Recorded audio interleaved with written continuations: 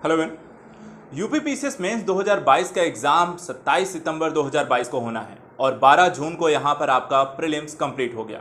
आज एक हफ्ते बाद हम यहाँ पर यूपीपीएससी मेंस को लेकर आप सभी के साथ एक बहुत महत्वपूर्ण चर्चा करने जा रहे हैं, क्योंकि प्रीलिम्स की परीक्षा देने के बाद समय जितना कम मिलता है मेंस के प्रिपरेशन के लिए, सिलेबस उतना ही ज़्यादा बड़ा है मेंस का यहाँ पे कवर करने के लिए। इसलिए बहुत ज़रूरी हो जाता है कि आप इस समय का किस तरीके से सदुपयोग करने वाले हैं, किस तरीके का एक टाइम शेड्यूल या रिवीजन प्लान आपका होगा और किस तरीके से आप पूरे सिलेबस को कितने समय में यहाँ पर कवर करेंगे, किस टॉपिक को कितना समय देना है, कैसे आंसर राइटिंग करनी है, जीएस के चारों पेपर के साथ साथ ऑप्शनल सब्जेक्ट, जनरल हिंदी और साथ ही साथ एसे को भी यहाँ पर कवर करना है। इसमें एसे राइटिंग और आंसर राइटिंग को भी इंपॉर्टेंस देनी है, टेस्ट सीरीज भी ज्वाइन करनी है और सब के साथ साथ इन सभी चीज़ों का संपूर्ण तरीके से एक बेहतर तरीके से रिवीजन भी करना है। ये सब कुछ हमें सिर्फ यहाँ पर 3 महीने में कवर करना होता है, क्योंकि इससे ज़्यादा समय आपको मेंस के प्रिपरेशन के लिए मिलता नहीं है। तो आज मैं यहाँ पर आप सभी के लिए यूपीपीसीएस मेंस 2022 के 100 डेज का प्लान यहाँ पर लेकर आया हूँ, क्योंकि सिर्फ 100 दिन ही बचे हैं।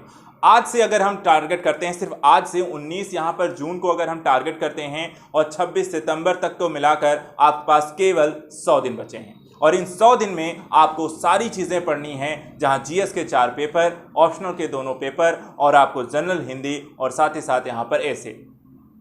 इसके अतिरिक्त आंसर राइटिंग को आप भूल नहीं सकते, क्योंकि वहाँ पर सबसे इंपॉर्टेंट हो जाता है, पढ़ा कुछ भी हो एट द लास्ट आपको आंसर राइटिंग करनी होगी।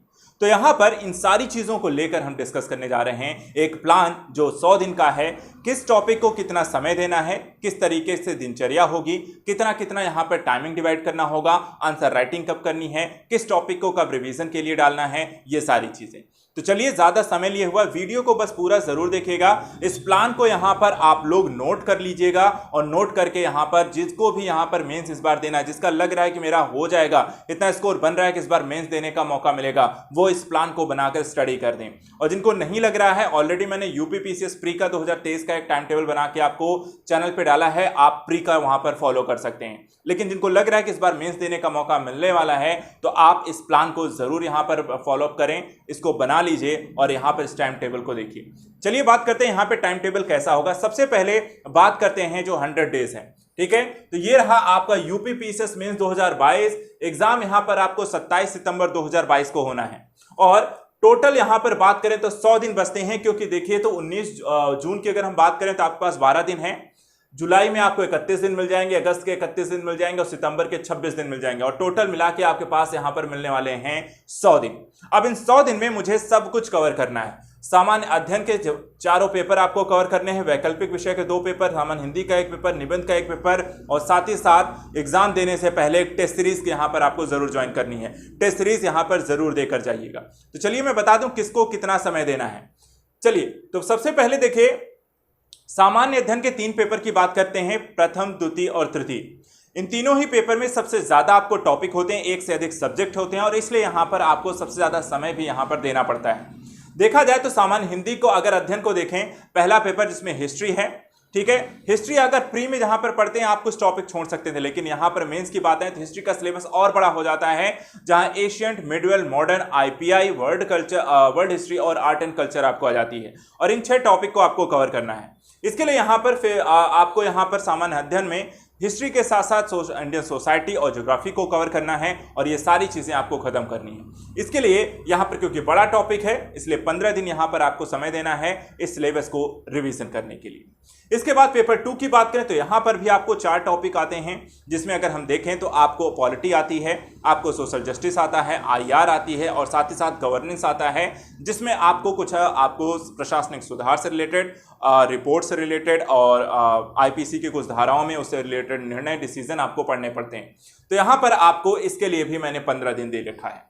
तीसरा यहाँ पर आपको सामान्य अध्ययन 3 के लिए भी, क्योंकि वहाँ पे 5 टॉपिक आते हैं, आपको आपको इकोनॉमी पढ़नी है, एनवायरनमेंट पढ़ना है, डिजास्टर मैनेजमेंट पढ़ना है, साइंस एंड टेक पढ़नी है और साथ ही साथ यहाँ पर आपको इंटरनल सिक्योरिटी पढ़नी है और इसके लिए भी यहाँ पर 15 दिन दिए गए हैं।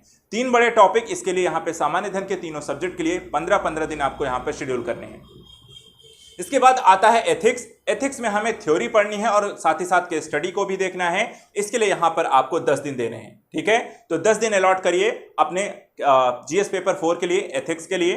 इसके बाद आते हैं वैकल्पिक विषय, जो कि एक बहुत इंपॉर्टेंट टॉपिक है और यहां पर पेपर 1 और 2 दोनों को मिलाकर पढ़ना है, लेकिन सब्जेक्ट एक ही है, यहां पर बहुत सारे सब्जेक्ट नहीं पढ़ने हैं, इसलिए दोनों को मिलाकर मैं यहां पर दूंगा 25 दिन, ठीक है। वैकल्पिक विषय को कितने दिन हमें पढ़ना है? 25 दिन। यहां पर 25% वैकल्पिक विषय को यहां पर ध्यान देना है, 25 दिन अपना अलॉट करना है वैकल्पिक विषय के लिए, जिसमें पेपर 1 और 2 दोनों यहां पर कवर करने हैं।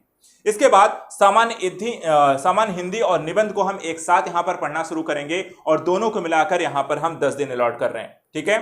सामान्य हिंदी और निबंध को मिलाकर 10 दिन आपको अलॉट करने हैं, दोनों को एक साथ यहां पर स्टडी करनी है, जब आपको शेड्यूल में यहां पर रखना है। और इसके बाद टेस्ट सीरीज।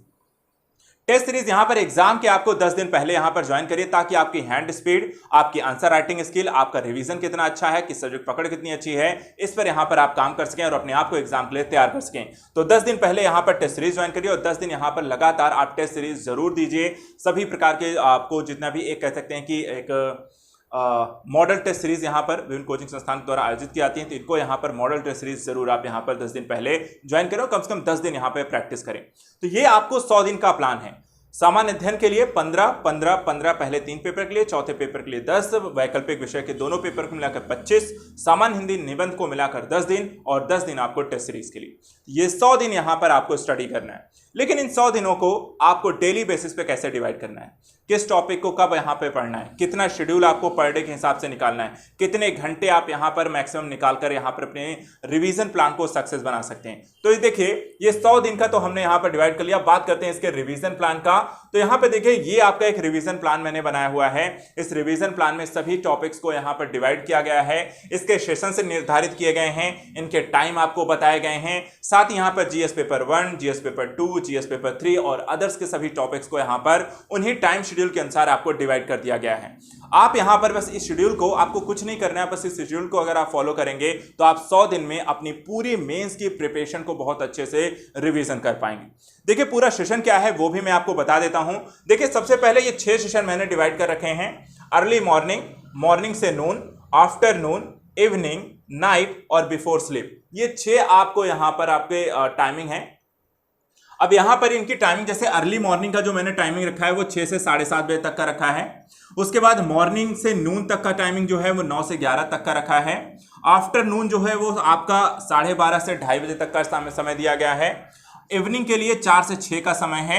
नाइट का 7:30 से 9:30 है और बिफोर स्लीप का 10 से 11 का है। अर्थात सुबह 6 बजे से लेकर रात 11 बजे तक अगर आप स्टडी करेंगे तो आप यहां पर पर्याप्त रूप से समय निकाल सकते हैं अपनी स्टडी को।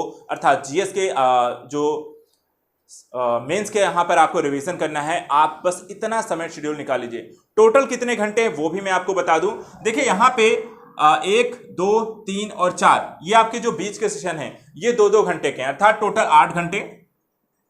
इसके बाद 1 घंटा आपको शाम को देना है और 1.5 घंटे सुबह, तो यहां पे 10.5 घंटे, मैक्सिमम आप 11 घंटे कर लीजिए। तो 24 घंटे में से अगर 10 से 11 घंटे अगर आप पढ़ते हैं तो आप इस शेड्यूल को आसानी से, अर्थात 100 दिन में आप पूरा यूपीपीसीएस मेंस का शेड्यूल यहां पर रिवीजन कर सकते हैं। अब चलिए, इनको मैं डिवाइड करके भी बता देता हूं कि आपको पढ़ना क्या क्या है। वो भी आपको काम नहीं करना है, बस आपको फॉलो करना है, ठीक है। अब देखिए, जैसे करंट यहां पर देखिए काफी सारे क्वेश्चन आपको इंपॉर्टेंस होते हैं, काफी सारे क्वेश्चन आपसे पूछे जाते हैं। तो यहां पे करना क्या है, करंट अफेयर्स को रेगुलर यहां पर पढ़ना है। जितना भी 1 से 1 साल 1.5 साल में यहां पे करंट अफेयर्स आए हैं, जो इंपॉर्टेंट टॉपिक रहे हैं, उनको मेंस ओरिएंटेड तरीके से पढ़िएगा, अर्थात डिटेल से उनके बारे में यहां पे जानकारी कवर करिए और डेली बेसिस पे यहां पे अर्ली मॉर्निंग का सेशन यहां पे करंट अफेयर्स के लिए रखिए और यहां पे 6 से 7:30 बजे तक स्टडी करिए, ठीक है। 6 से 7:30 बजे तक आप स्टडी करिए।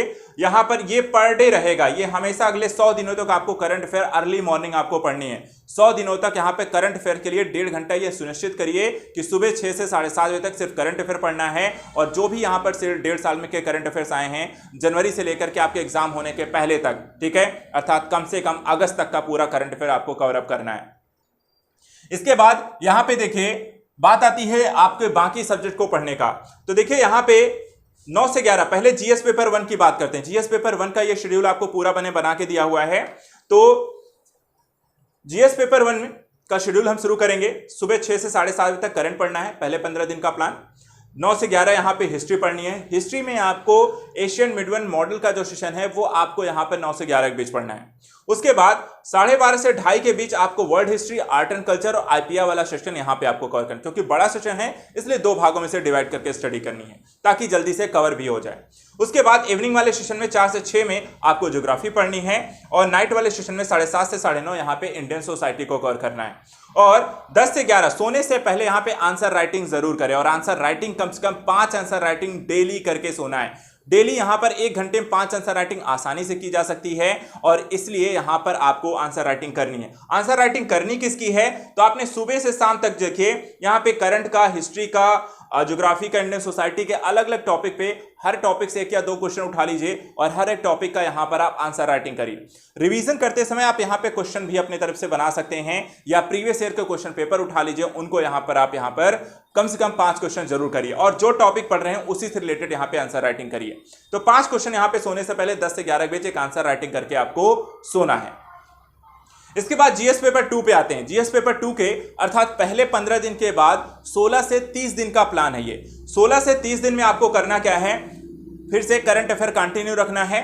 उसके बाद मॉर्निंग वाले सेशन में पॉलिटी पढ़नी है, नून वाले सेशन में यहां पर आफ्टरनून वाले सेशन सोशल जस्टिस को पढ़िए, इवनिंग वाले सेशन में आईआर को पढ़िए और उसके बाद फिर यहां पर आपको नाइट वाले सेशन में आपको गवर्नेंस हो गया, सेकेंड एआरसी की रिपोर्ट हो गई, कानूनी विधियां हो गई, आईपीसी की कुछ यहाँ पे जो भी चीजें चर्चा का विषय रही हो या फिर आईपीसी कुछ धाराएं जो लगातार आपकी इंपॉर्टेंस बनी रहती हैं उनको यहाँ पे पढ़िए। और उसके बाद सोने से पहले अगेन यहाँ पर आपको आंसर राइटिंग करनी है और इन्हीं polity, social justice, IR, governance से रिलेटेड टॉपिक्स पर आंसर राइटिंग करनी है अगले 15 दिन, वो भी 5 क्वेश्चन यहाँ पे डेली।